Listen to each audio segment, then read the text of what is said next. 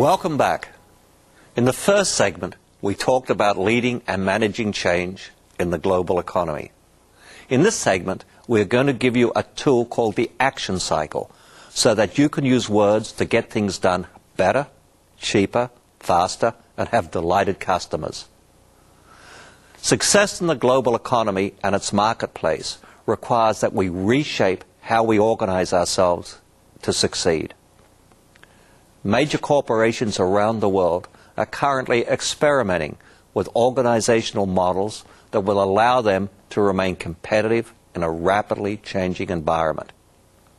Educational institutions, businesses, government and civil society must re-examine their relationships and their futures. There is a growing consensus that the real competitive advantage lies in education, imagination, and creativity, which leads to breakthrough ideas and initiatives that are implemented with world-class productivity. The resulting products and services ultimately add value to the marketplace and contribute to a stronger global society. The workplace revolution that swept through manufacturing operations in the 70s and the 80s left behind a new world of factory automation using programmable machine tools. A similar revolution of automation has arrived in our work offices and in our home offices, and sometimes our office is a local Wi-Fi access point at a coffee house or airport. The revolution follows us in the form of intranets, extranets, groupware, enterprise resource planning systems, the web, and the world of instant messaging. This tidal wave brings with it the often painful reality of disconcerting change, because work needs to be organized in fundamentally new ways. Most of us in the workplace are members of a team. We may find ourselves members of multiple teams at the same time. Sometimes the teams are virtual teams. For example, our fellow team members may be scattered across different time zones on different continents. We may find ourselves struggling to use English as a common language when for many of us it is not our first language. If we lead and manage, we are faced with the same set of challenges, further complicated by the fact that some team members may be on loan to us from other people to whom they report. Another dimension of the challenge can be added by the fact that our members will join or leave the team during the duration of a project. In this brave new world of global enterprise, work needs to be organized in fundamentally new ways. The ideas and the tools that follow have been embraced by thousands of people all over the world. They've been used to get concrete delivered on time in Mexico, to add hundreds of millions of dollars in the transaction volume for a major credit card issuer, and to reduce software development costs by hundreds of millions of dollars for a major global banking institution. Introducing the language action perspective. The language action perspective was championed in the field of information by Fernando Flores, former Chilean Minister of Finance and former political prisoner under Augusto Pinochet's rule.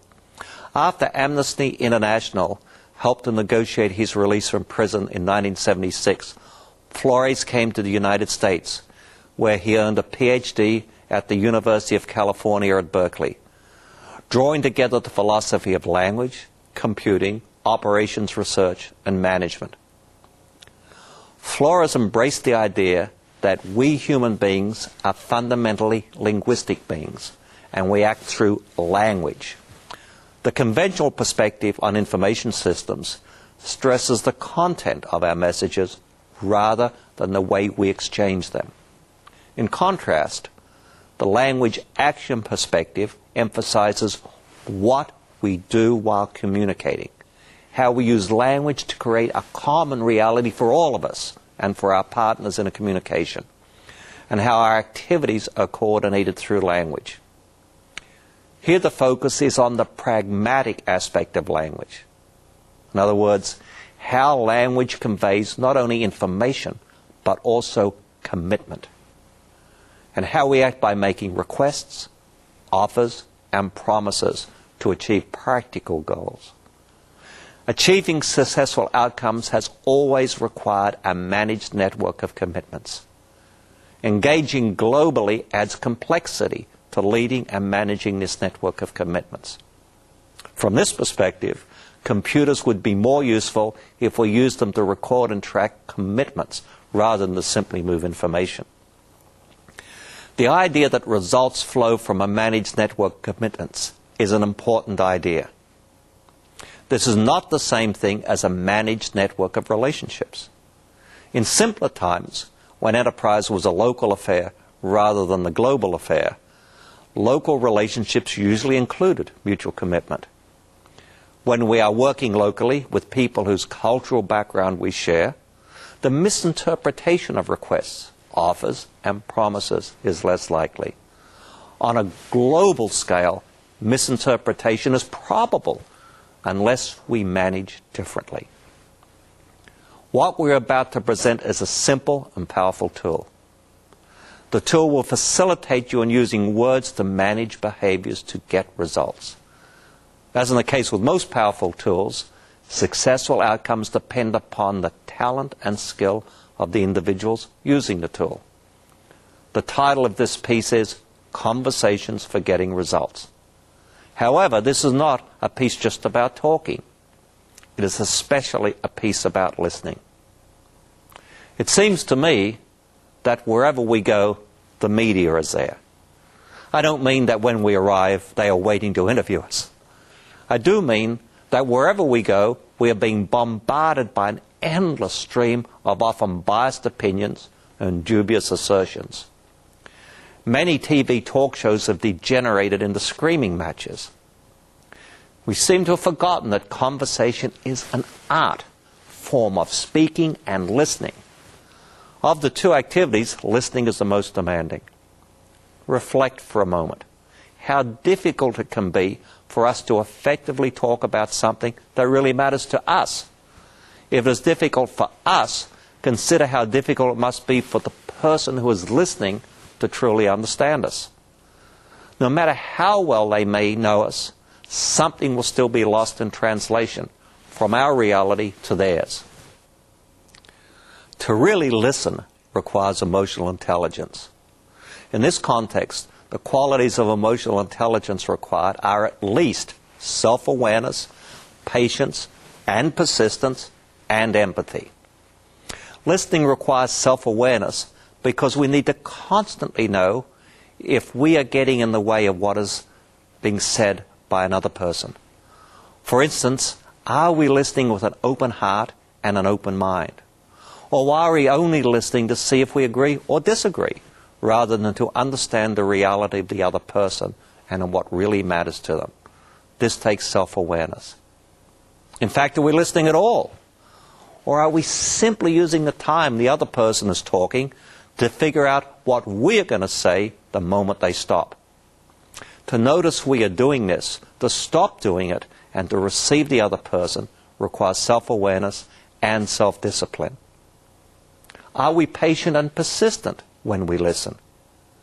If the person talking is struggling to express themselves clearly, do we take the time to encourage and draw them out and let them know what we're hearing to verify this is what they are trying to say and to have us understand?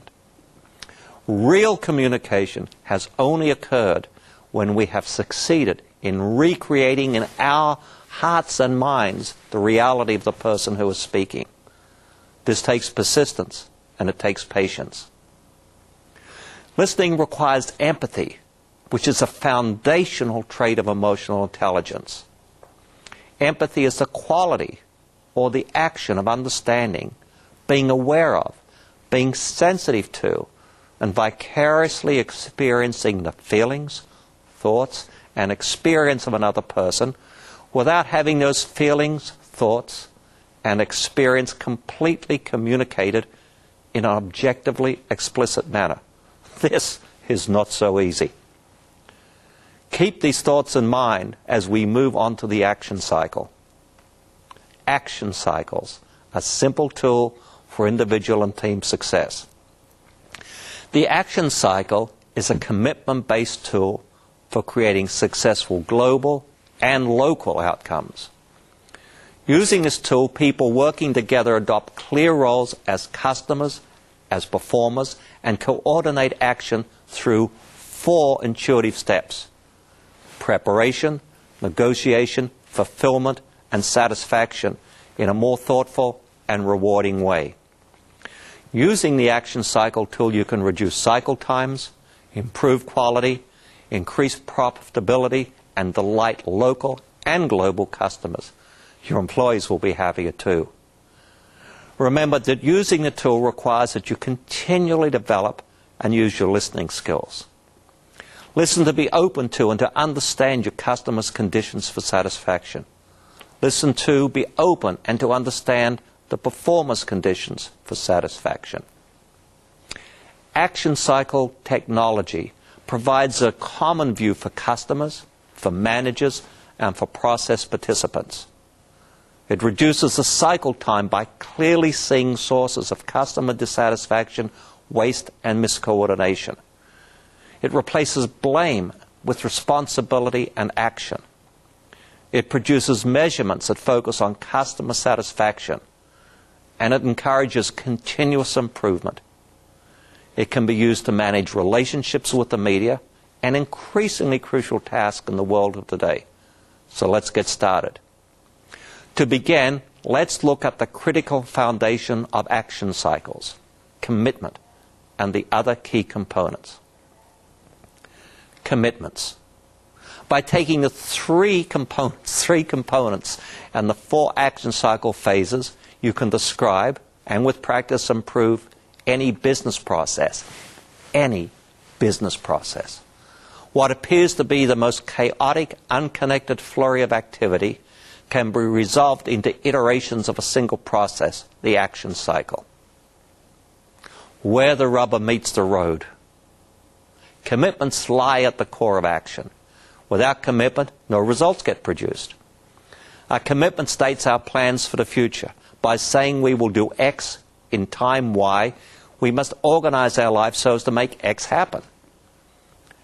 Commitment components: a who, a what, and a when.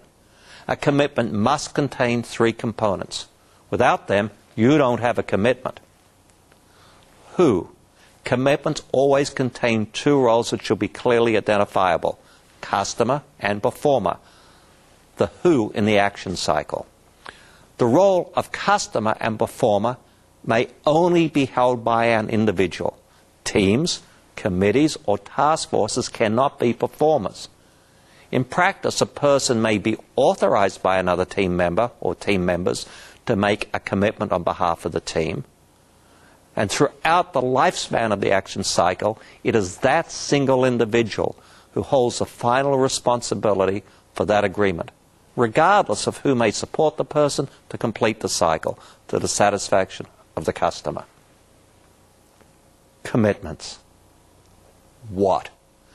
A customer and performer come together to create an outcome, a product, a service that will result in mutual satisfaction. When customers make requests, they will specify what it is they want to have. Performers will have to respond by identifying the resources they will need, be time, money, materials, staff support, etc., to carry out the customer request satisfactorily. When? Commitments always contain an explicit time when completion will occur. Both the customer and the performer understand that there is some time or date by which the action is to be completed. Explicitness about time is absolutely required. Don't worry. ASAP and sometime tomorrow or next week or next quarter are not explicit times when completion will happen. They are ambiguous time wasters, often with roots in fear. Support the commitment habit. Stop providing and accepting ambiguous completion times. The 4 phases. As outlined in commitments, the customer and performer come together to create an outcome, a product or service that will result in mutual satisfaction. They move through the 4 phases of the action cycle: initiating, coordinating, and closing action. The 4 phases overview. Phase 1 is the preparation of requests and offers. The preparation phase is often initiated by the customer, who identifies something as missing or possible and looks for someone else to support and make it happen. By making a request of a potential performer, a customer triggers the action cycle. Requests may sound like any of these. Can you please help me with? Please could you? Or I have a request. Traditionally, customers, often in the role of managers, spend too much time telling performers, often in the role of team members, how to do something. So much emphasis on the how to can overshadow the what, the reason why there's a concern in the first place. In our experience, performance breakdowns often begin with unclear or poorly formulated requests. In preparation, customers who resist the temptation to drill down into a laundry list of how it should be done or what it should look like will be rewarded in opening possibilities beyond their thinking and previous experience. Inviting a potential performer to a speculative conversation to explore possibilities is a great way to do this. Practice and master the request phase. If you are a leader and manager, develop the skill of making high-quality requests. If you are the performer, learn to work with your customer to develop a high-quality request and clarity around the conditions for satisfaction. Remember, we all want to be experienced being successful. In the day-to-day world of organizational life, the first phase of the action cycle is usually triggered by a request. However, in the organization's outward-facing world, the action cycle often begins with an offer to a prospective customer. For the most part, global media organizations are financed by advertising revenues. And what is an advertisement? Basically, it's an offer, usually with a promise attached. The implicit promise is usually our life will get better if we buy the product or use the service. Sometimes it does, often it doesn't. In the old days of grocery shopping, we would go to the local store and make a request to the clerk behind the counter. Today we mostly go to supermarkets, where we are sometimes overwhelmed by an array of offerings. Goods are packaged to make us an offer the manufacturer hopes we cannot refuse.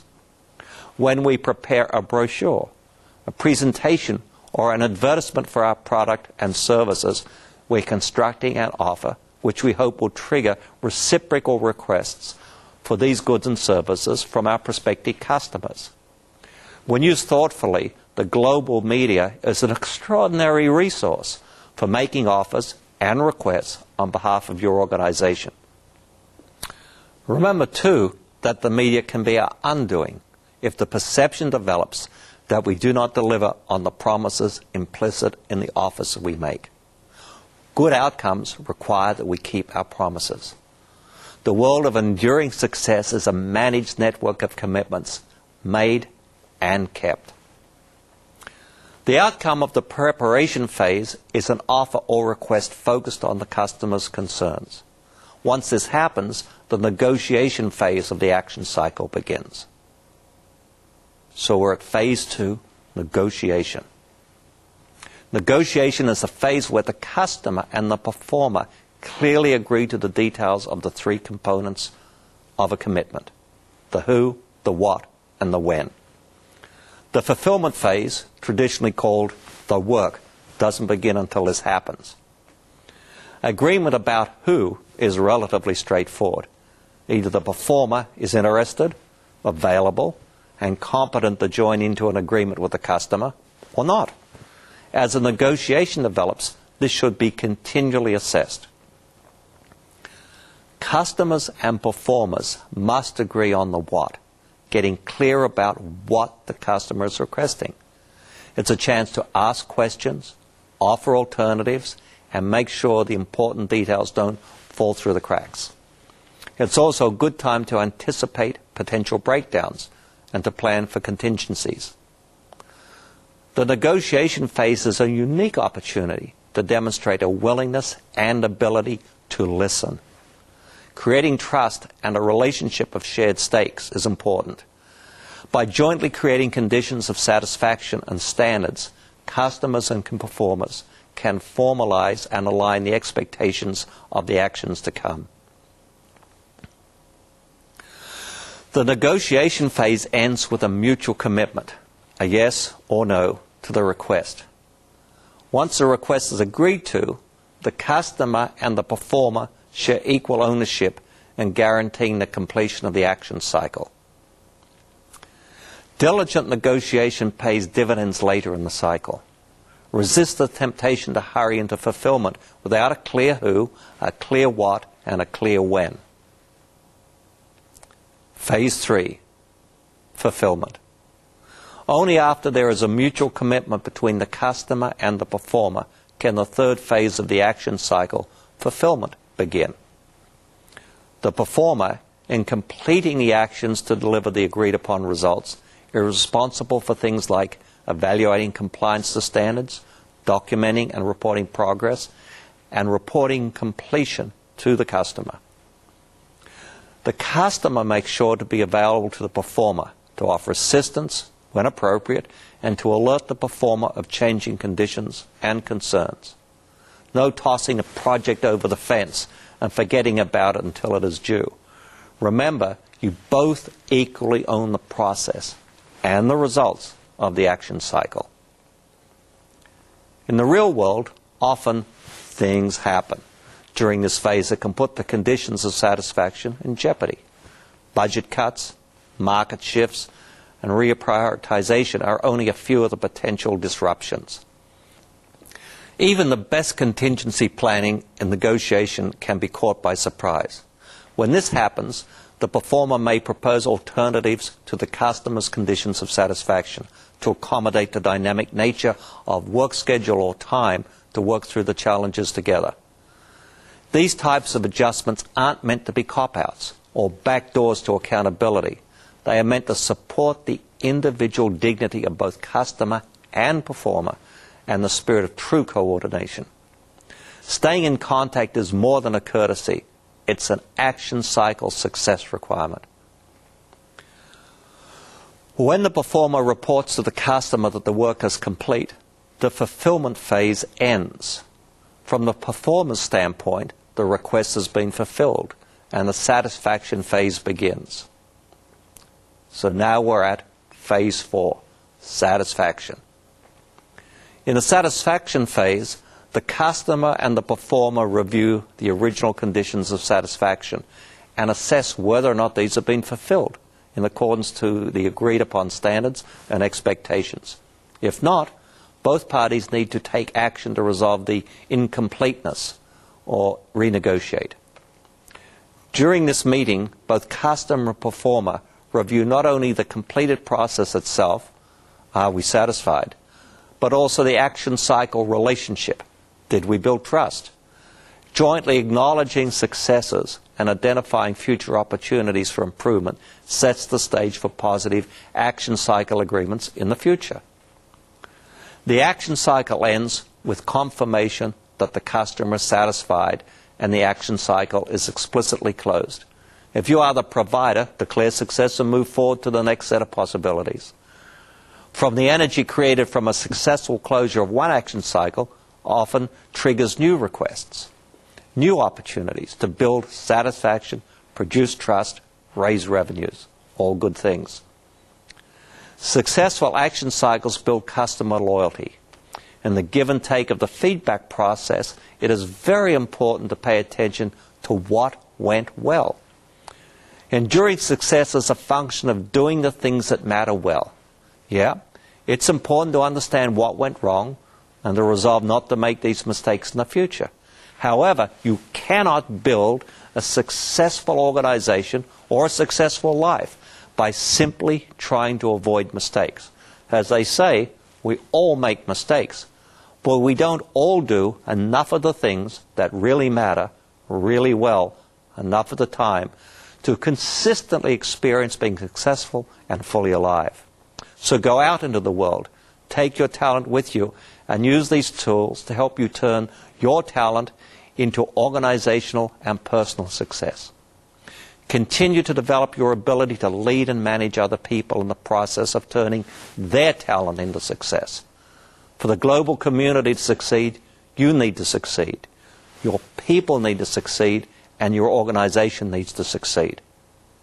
Success is a gift to the world because we are all reminded of what is possible. Please do your part in this. Thank you, and we will now continue with the second question and answer session. And this is a question that was faxed to us from Veracruz, Mexico. This is how the question was posed to us. How important is developing a culture of commitment through handshakes rather than emphasizing written agreements and signatures of parties involved? Will the latter become increasingly less important? I think the latter will become increasingly less important. Actually, the illusion of its importance is exactly that. I mean, what has things go well in the world are the relationships between people when they've learned to trust one another, when they've learned to understand if I say I'll do something by a certain time that I actually will perform on that.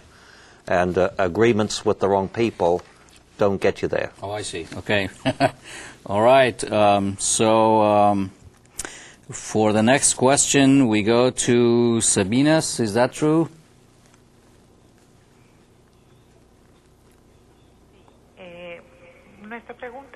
Our question is, during the satisfaction phase, do we have to review to see if we have complied with what is promised? And, well, sometimes this doesn't occur. What can we do when we have this situation to try to avoid or try and not have a negative situation with the people affected, the performers that did not comply? How can we make these adjustments? How can we handle a situation? Our experience is that it has to be an ongoing dialogue. Too often we get to the end of an event and it's only then we start to talk about, well, how did we do? When we have employees, sometimes we only give them a performance appraisal at the end of the year, and if it's going to be a negative performance appraisal, then it's a shock. It should never be a shock. So we've found that what allows us to get all those phases completed well is an ongoing dialogue. And understand also that you can meet the customer's requests, they can acknowledge that you met the request, and they're still not satisfied. And that doesn't mean that they're just a difficult customer. It usually means that we never got the original request sufficiently refined. So we always have to be probing in two levels. Let a customer know we are working to fulfill our promises, and to keep checking back with them to see that if in fact we fulfill this promise, will you indeed be satisfied, and have that open dialogue. I can't emphasize that enough. The dialogue is vital. And it's difficult in the global economy because many of us speak English as a second language. And so the opportunity for miscommunication and breakdowns and misunderstanding is huge. So I would say that in a global economy, the skill that's so vital, it was always vital in a non-global economy, it's even more global more vital in a global economy, is the art of dialogue. Practice that and you won't have the breakdowns. Great. Puebla, that's where our next question is coming from.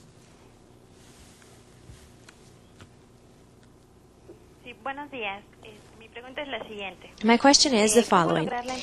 How can we achieve empathy, and how important is empathy in the educational environment? Oh, it's a wonderful question. Thank you. I'm tempted to say empathy is everything, and you know it just about is. People won't listen to us unless they believe that we genuinely care about them and what matters to them, that we understand their fears and that we won't exploit those fears, that they can offer us their heart.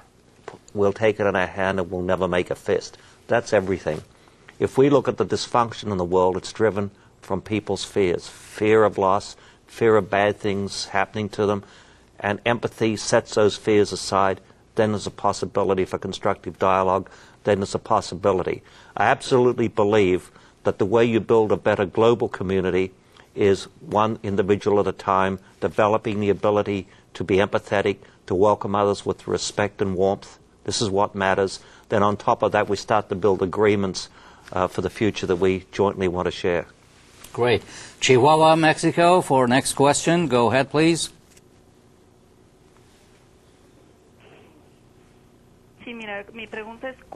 My question is, how can we achieve success through changes in individuals?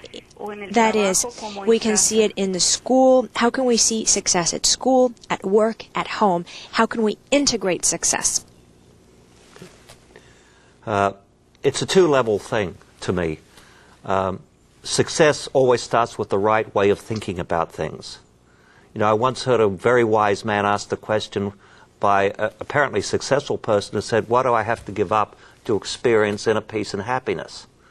And the person said, well, you know, I got good news and bad news. You don't have to give up your worldly possessions, but you do have to give up your wrong way of thinking. And that applies at all levels. The way we think about things creates our pain, creates our conflict, creates the wars that we have in our world.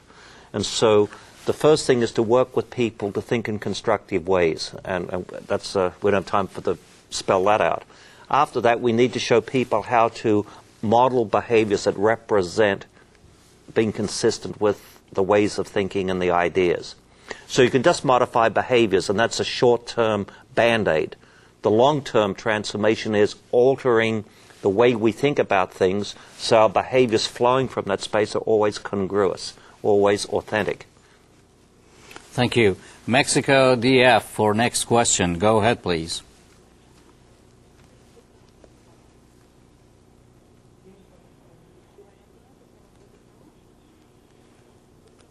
I see some technical difficulties with our phone call. We have some technical difficulties there, so let me follow up with that. And sometimes I've always told my students to be careful about success, and success has its difficulties as well. How do you cope when you actually have achieved and you're successful with all the changes that you have brought about? Well, you know, I think that we grew up believing that success is based upon the outward stuff. Okay. You know, he who dies with the most toys wins kind of deal. And I think the people I've spoken to who I think of as being successful are successful on the inside. So they're comfortable in their own skin, they have an inner peace about them, they're able to welcome others, they're generous and empathetic. And I think true success is the experience of having enough without the fear of losing it. Right, great. That's an inner thing. Great answer. I think our line is fixed now to Mexico DF. Go ahead, please.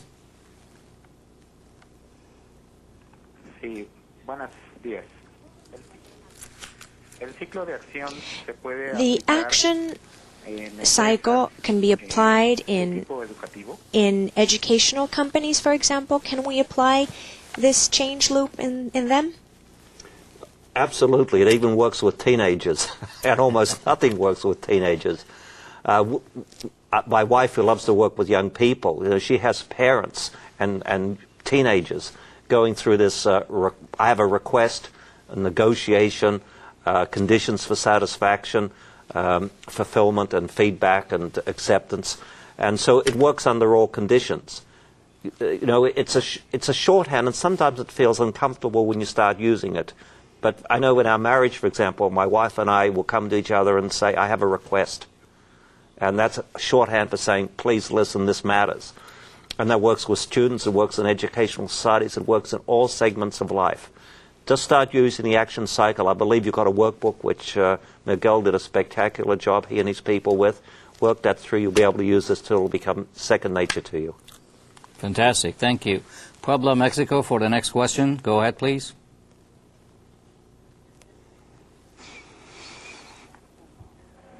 Buenos días. Mi pregunta es la siguiente. My question is, what can I do if my organization, after applying all of the aforementioned phases, and we still don't see the changes? There's people that resist change. What can I do? So, you know, you can be patient, or you can go someplace else. But, you know, the going someplace else usually doesn't work out. Have you ever noticed that you leave one relationship, you end up in another one, which is just like the one you came from? We tend to be like that as human beings. So I think you need patience. And I think that you have to presume goodwill. You have to presume that people aren't changing because it's a set of fears that haven't been addressed in an environment that's safe enough to talk about them. If you deal with that, people will move. And in a very complex system, it does take a while. It takes a while to have those conversations. It is possible. That's right. That transformative process takes some time. It's just not going to one workshop or one meeting for that to happen. Yeah, as we say, it's not a light switch. There you go. Yes. All right. Thank you for your excellent questions, but we have run out of time. We hope that you have enjoyed participating once again in this exciting multilingual and multinational program. We invite you to participate in the 10th video conference of the 2004 series, Success with World-Class Competencies, airing December 2, 2004, entitled Uncertainty, Innovation and Value in the New Economy, Benchmarking for Success.